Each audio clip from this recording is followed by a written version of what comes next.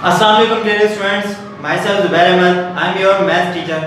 जैसे कि हम लोगों ने लास्ट टॉपिक में भी रिप्रेजेंटेशन ऑफ अ सेट पढ़े थे, जिसके अंदर हम लोगों ने दो टाइप्स की पढ़ ली थी, जिसमें हमारे पास टेबुलर फॉर्म या रोस्टर फॉर्म जिसको हम लोग कह रहे थे। सेकंड टाइप हमने पढ़ी थी डिस्क्रिप्टिव फॉर्म। तो अब हम थर्ड टाइप पे आते हैं इसकी, जो कि सेट बिल्डर नोटेशन या सेट बिल्डर फॉर्म। तो अगर आप लोगों ने वो पहले देखी नहीं है तो पहले वो फॉलो करें, ताकि आप लोगों को अच्छी तरीके से समझ में आ सके कि सेट को हम लोग किस किस तरह से रिप्रेजेंट करते हैं। तो सेट बिल्डर फॉर्म क्या फॉर्म होती है?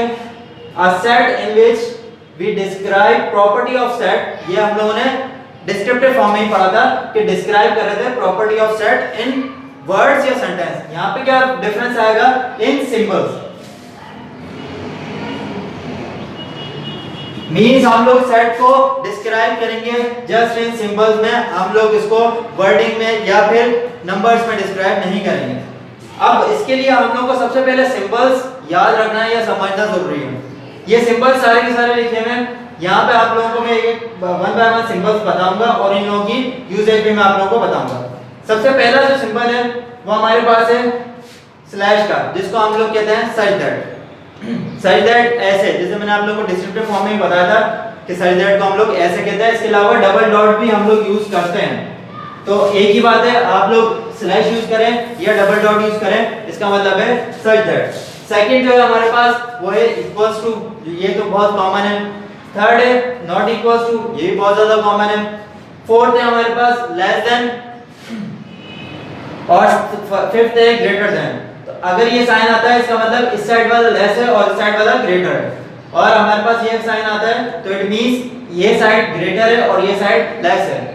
इसके अलावा लेस देन और इक्वल्स टू, इन दोनों में फर्क क्या है?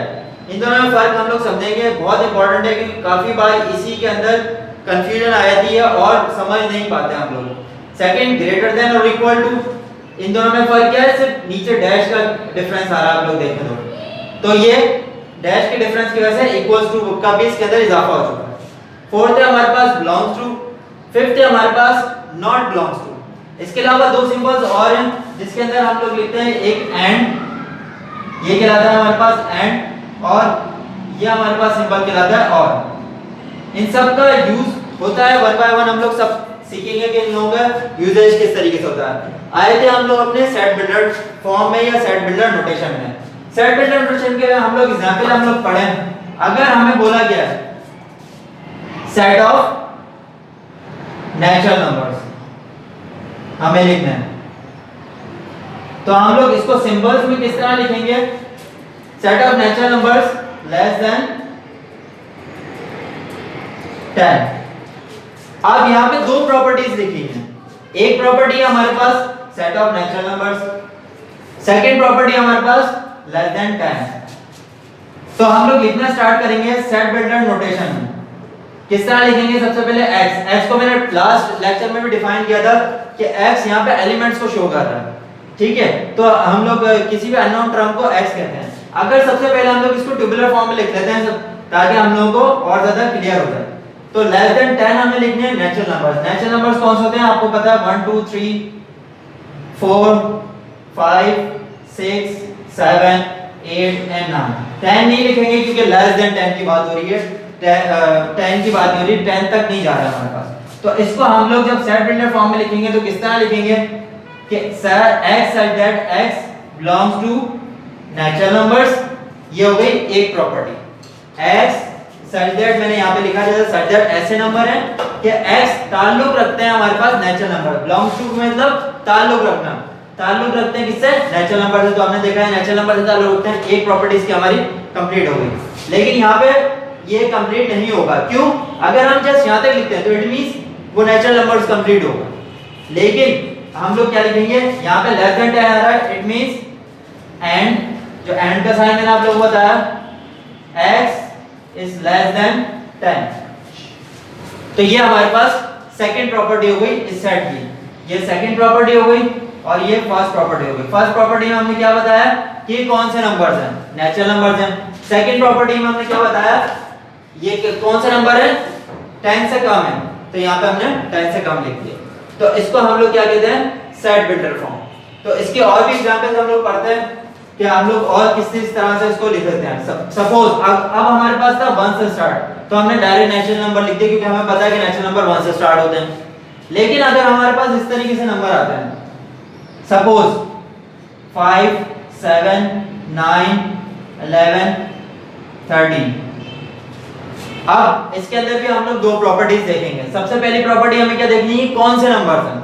अगर आप लोग नोट करें, ये हमारे पास कौन से नंबर हैं, ऑड नंबर चल रहे हैं। तो सबसे पहली प्रॉपर्टी हम लोग लिखेंगे कि x such that x belongs to odd numbers। Odd numbers हमने लिख दिया, ये फर्स्ट प्रॉपर्टी कंप्लीट हो गई। सेकंड प्रॉपर्टी में हमने लिखा एंड।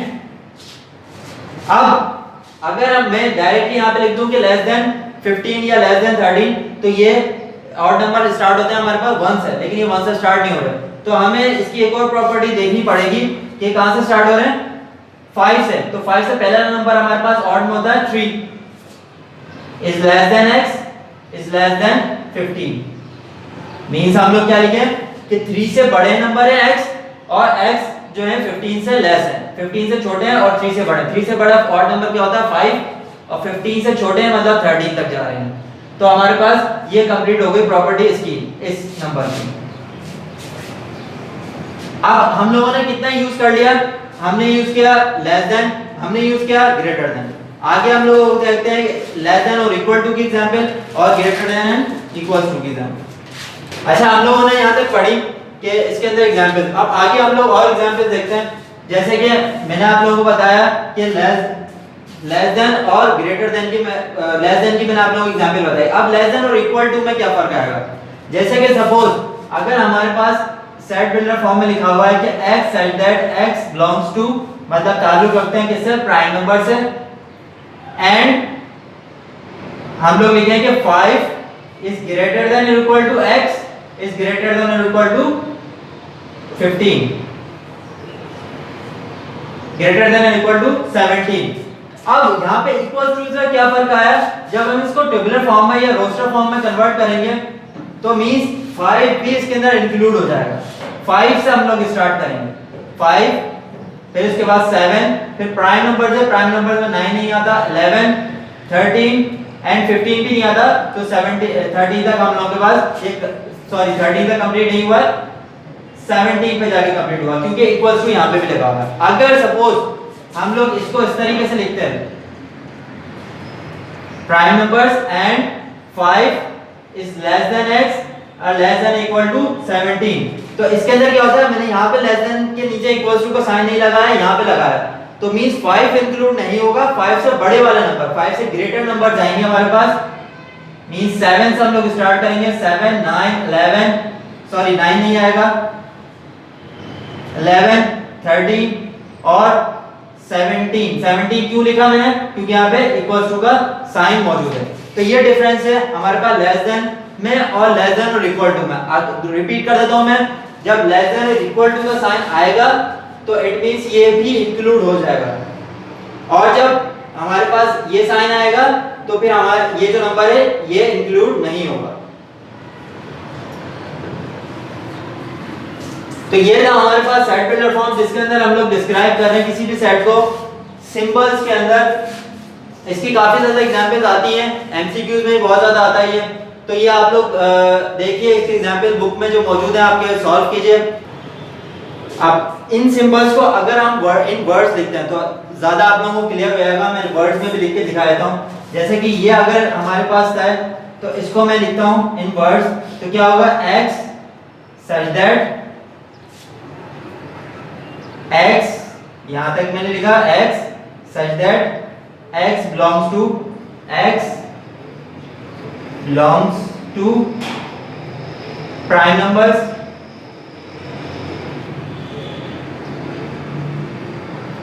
इसके आगे क्या, and